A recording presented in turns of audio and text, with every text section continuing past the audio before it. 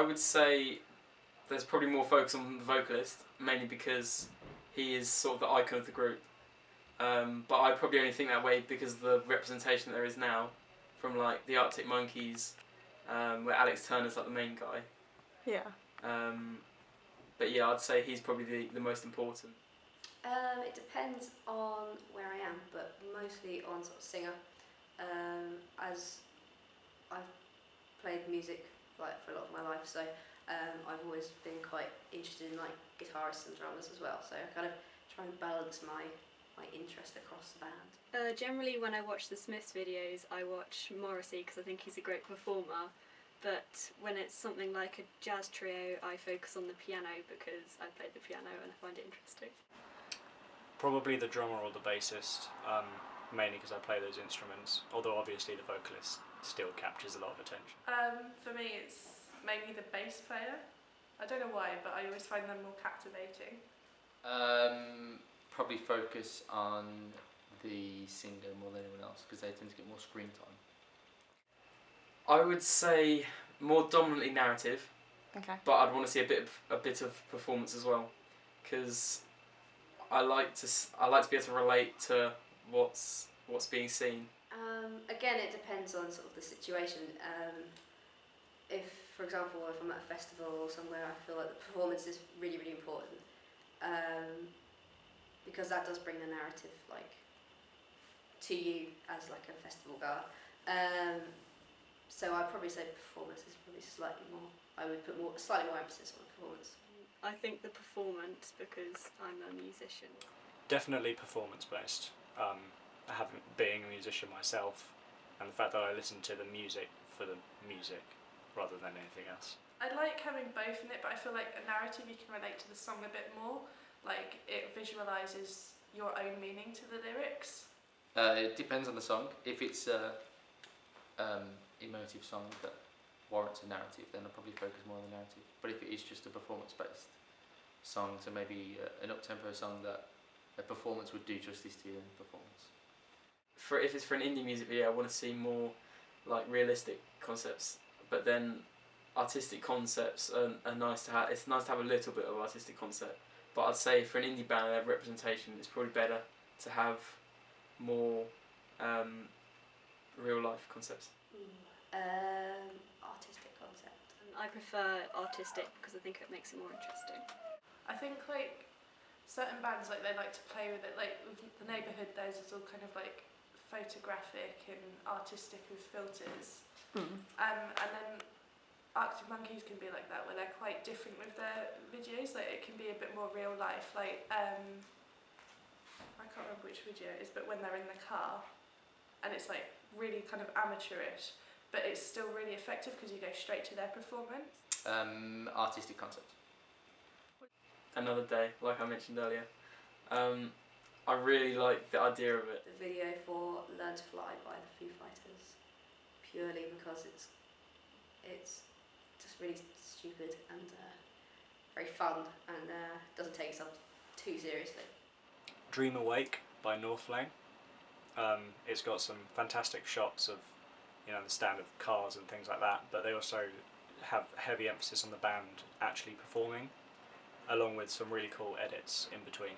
The 1975. It is Dead Leaves in the Dirty Ground by the White Stripes. They're my favourite band, and it's a really cool artistic video.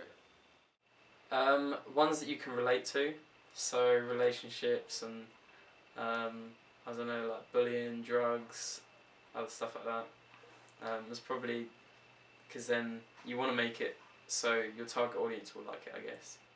When I was growing up, it was much more to do with being sort of the approach. So if it was kind of like more direct address or talking to you rather than and there was usually sort of parts of the characters you kind of identify with.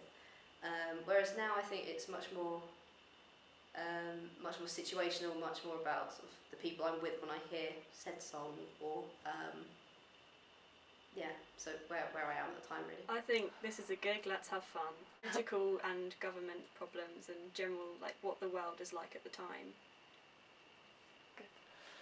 The live experience, the the actual feeling of going to a gig and what you would see, smell, taste, hear, because I think it's a really integral part of the whole scene of music. I think it should be more with what their audience would be going through. So like relationship problems, because with teenagers it's always like a new thing and it's more difficult than say adults would find it. Maybe the experiences within that song should need to fit that. So I guess it just depends on the song. I'd say for me the website, because I'm on the internet like 99% of the time. So if I wanted to like find out concert dates, I'd go to the website, and I wouldn't find it in a book or something like that. Nowadays, probably website, particularly because of all the kind of social media sort of promotion that everyone seems to do. I think album cover because not everyone watches the music video, and not everyone looks at the website, but everyone generally looks at either on Spotify, like they're attracted to it, so they click on it. Definitely the digipack, the artwork, obviously is the classic thing of people going into the record shops and looking at the vinyls, and that's the kind of experience that although I never had, still impacts me. Although I feel the music video is almost equally as important in today's society. Me personally, I like having a digipack. I like having like a solid item. I'm the same with like books and DVDs, even though you can have it on like Netflix and Spotify. If it's like a band I really like, I like to go out and support that band and get the CD. I'd say probably the website, because a lot of people, I don't think music videos are as popular as they once were, because I think it's very easy to miss a music video. But if you need to find out information about a band, then you go straight to their website. I quite like The Neighbourhood because their songs are different, but there isn't one song that I really like over the rest of them. And I'm going to be really generic and say Arctic Monkeys as well. The Smiths, obviously. God, I've had a memory loss. What do I listen to? Modest Mouse. Okay. The Cranberries. The Cranberries, yeah. The Smiths, the Pixies, Modest Mouse, and Death Cab for Cutie, if you could count them as indie. Bombay Bicycle Club. Mainly Twitter.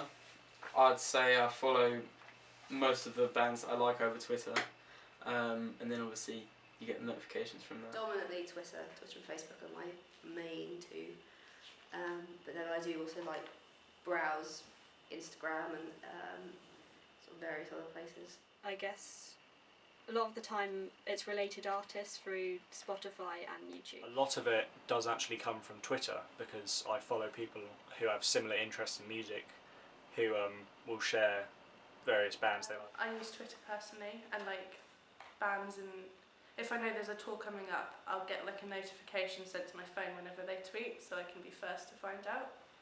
Twitter and Instagram. I use Spotify, if that kind of counts, and then I'd say just like online streaming, I guess. I am a legal eagle and get it all from iTunes. Spotify, and I use Amazon Prime, so I get it next day. And it also comes on the computer, so you can download it. To purchase something, I usually get it off the band's Bandcamp, because a lot of the bands I listen to are quite underground and don't even have record labels yet, although I do use Spotify a lot, almost daily. Go to like a store, like a supermarket or HMV if there's any near me. iTunes. Live videos. Okay.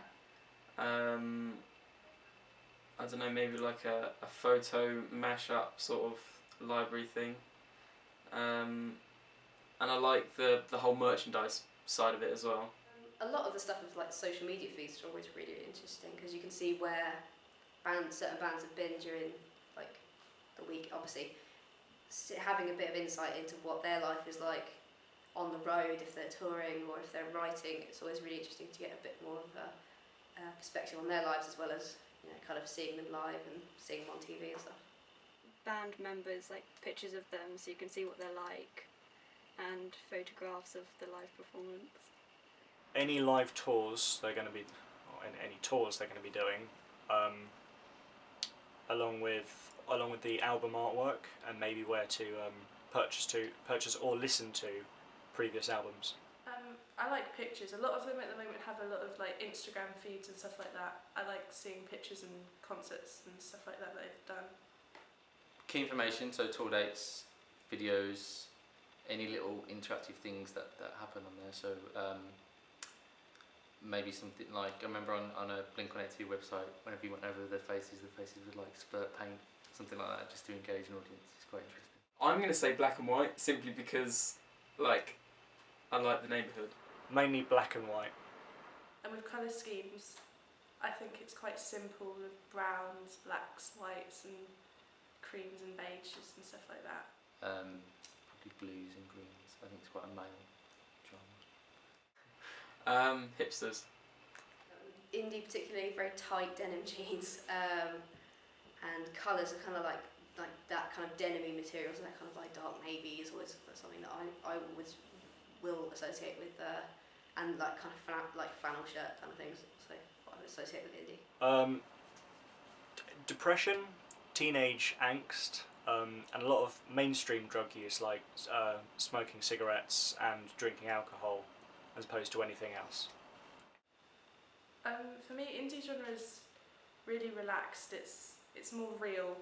With like genres like rock, it's a lot more serious and I wouldn't say aggressive, but like because they're so serious about the music, it can come across as angry.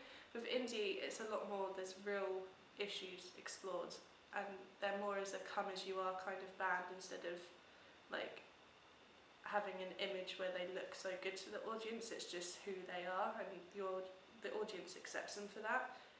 Probably instruments, guitar and drums, I think. Yeah, I'd say a lot of indie bands, they do use like songs and they use lyric ideas from like previous artists and stuff. I'd say like the older indie generation was like the style of music that they put across was more original, whereas now it's a bit like they're taking inspiration from here and there. Do you feel that sense of, you know, vintage style of using other people's stuff should be represented in the DigiVacuum website by using like vintage photos, stuff like that? Kind of. I think it should be really unique though, because like with indie they try to be independent Yeah. and different, but I guess like the whole stereotypical representation of them, you kind of want to portray that as well through like the vintage like pictures that you said. Yeah, I think they do. 'Cause I think everyone's trying to innovate and be the next big thing. So I think you've got to look back to go forwards. So like Oasis did with the Beatles, and I mean loads places, all the Rolling Stones and stuff. You have to find the best bits of yesteryear and kind of implement them in sort of today's modern sort of scene, really. I think there's a lot of that, yeah.